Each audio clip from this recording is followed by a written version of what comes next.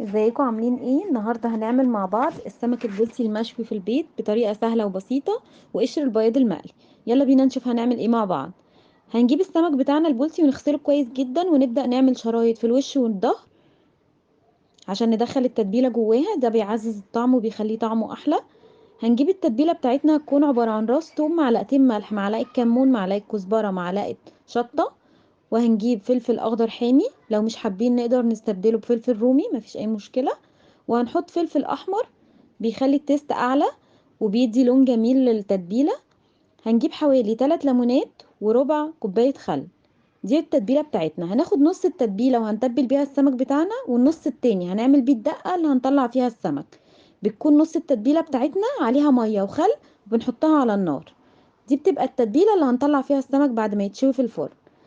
هنبدأ نجيب السمك بتاعنا ونحط فيه التتبيلة من جوه ومن بره، ونحاول ندخل التتبيلة قدر المستطاع في السمك كويس جدا عشان تعزز الطعم وتخليه طعمه احلى من جوه زي ما انتوا شايفين كده. وفي الشرايح اللي احنا عملناها في السمكة من الوش والظهر برضو نحاول ندخل التتبيلة فيها كويس جدا زي ما انتوا شايفين كده. بحاول ادخل التتبيلة جوه السمكة عشان الطعم يكون احسن.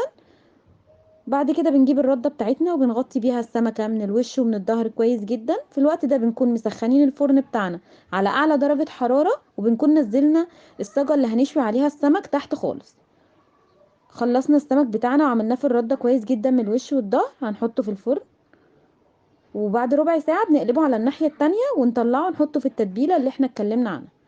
هنجيب قشر البياض بتاعنا وهنقطعه زي ما انتوا شايفين. وبعد كده هنحط عليه التتبيلة اللي احنا عملناها في اول الفيديو. نحط عليه التتبيلة كويس جدا من الوش والظهر كده زي ما انتوا شايفين. نحاول نقلبه في التتبيلة، وممكن نسيبه كمان حوالي نص ساعة في التتبيلة عشان نخلي الطعم بتاعه احلى. هنحضر في الوقت ده الخلطة اللي هنحط فيها قشر البياض بتاعنا قبل ما نقليه. هتبقى عبارة عن دقيق، كمية مناسبة من الدقيق، وهنحط عليه معلقة نشا، وحوالي ربع معلقة صغيرة بيكنج باودر. البيكنج باودر بيخليه هش وجميل، والنشا بتخليه ناشف وما يشربش زيت.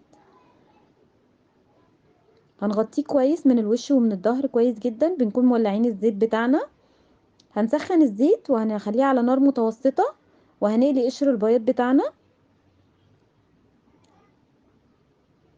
لازم نغطي السمك بالتتبيلة كويس جدا من الوش والظهر. وبعد كده هنقليه، وزي ما احنا شايفين النتيجة قدامنا.